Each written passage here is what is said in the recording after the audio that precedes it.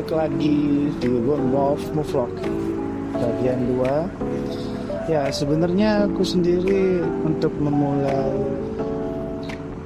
melakukan vlog ini tidak ada persiapan ya. Hanya ya aku pengen bikin atau arsip videoku barangkali bisa bermanfaat ke depannya seperti itu. That's why waktu sebelum aku berangkat perjalanan ini aku beli kamera Insta360 Go 3S. Nah, jadi sebenarnya perjalanan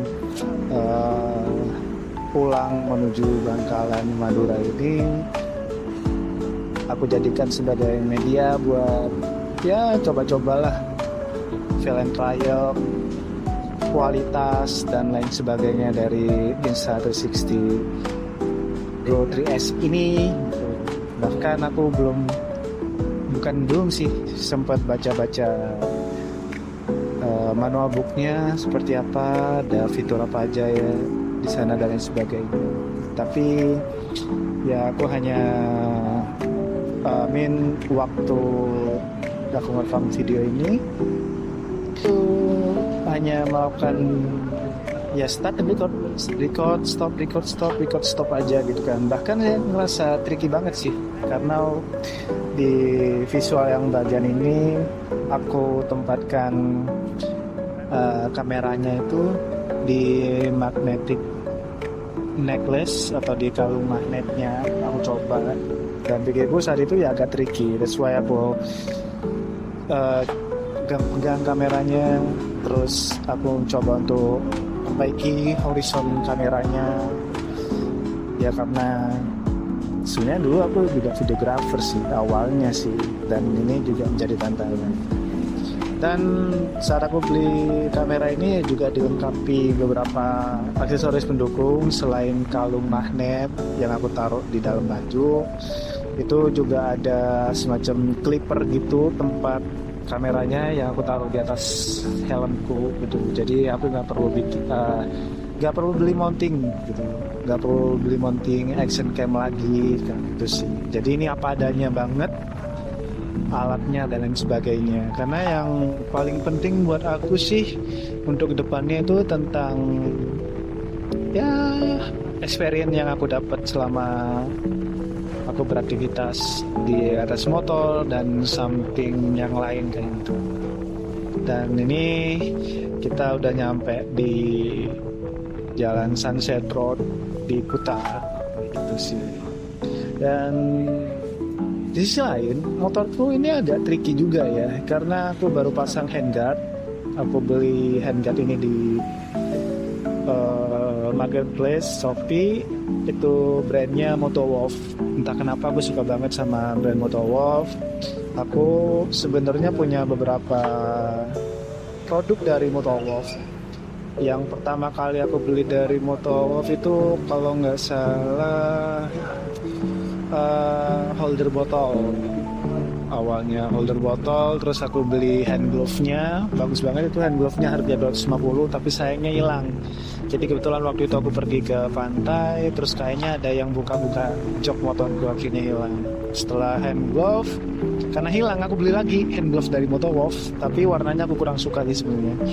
Ini warnanya hitam flat, kulit, bukan sintetis, kulit asli, dan ada beberapa spot berwarna merah di bagian jari. Terus hand glove aku juga punya maksudku produk handguard ini, itu Motowolf. Itu produk terakhir yang aku beli dari brand Motowolf.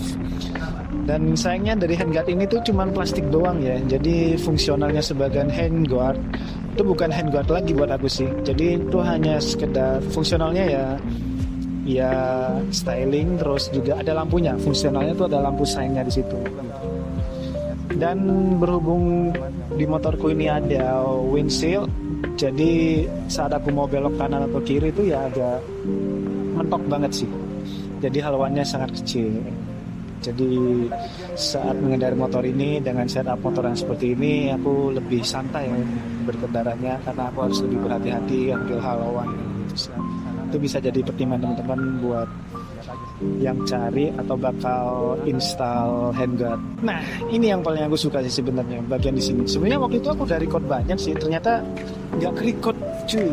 Dan ini adalah beberapa momen yang menurutku mungkin ini adalah hal yang tabu atau lucu kayak gitu kan. Dimana di Bali itu terkenal banget banyak foreigner yang pakai motor, nggak pakai baju dan sebagainya. Tapi lucu banget sih. Coba lihat bagian sini. Kan sialan banget kan itu foreigner itu kan.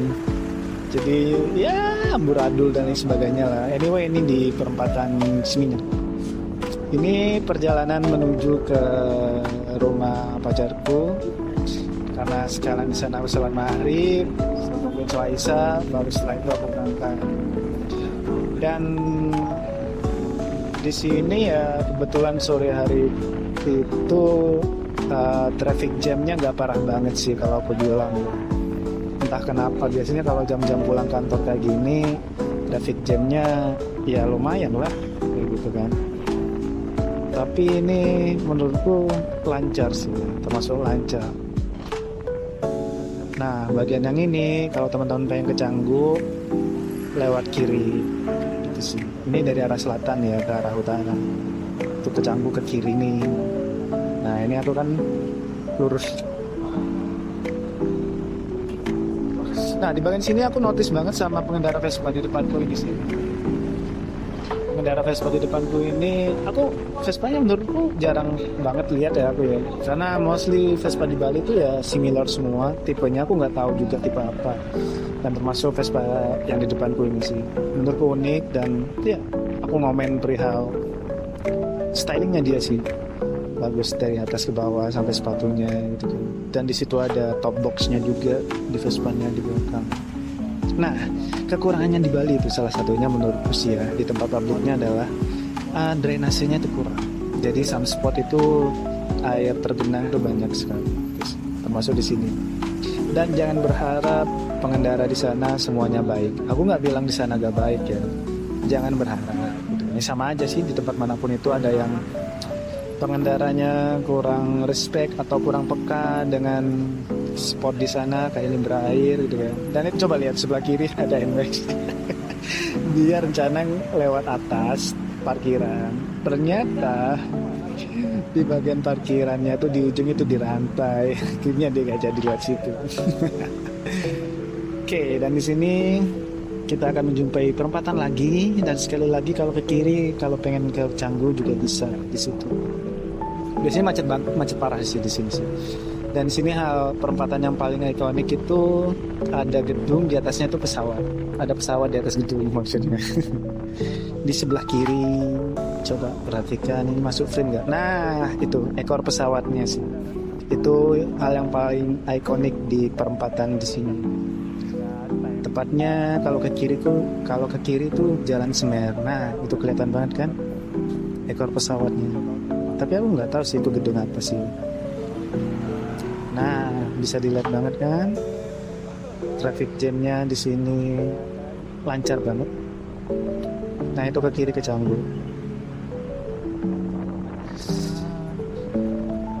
Dan mungkin dari sini ke rumah pacarku sekitar ya 10 menit lah.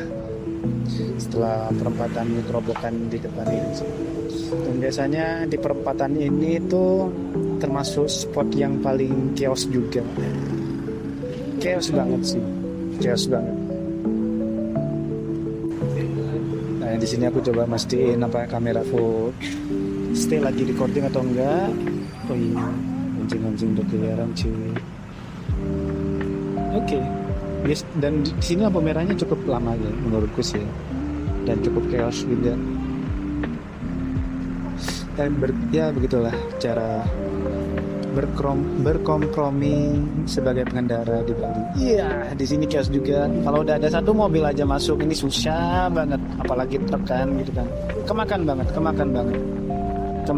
Jadi di situ aku harus pakai lampu tembakku gitu kan. Ya untuk ngasih sana aja sih. Amin kayak ayolah Kemon kasih aku jalan dikit aja gitu. Bukan bermaksud arogan dan sebagainya enggak. Karena buatku lampu tembak atau lighting itu fungsionalnya sebagai sign kayak gitu sih.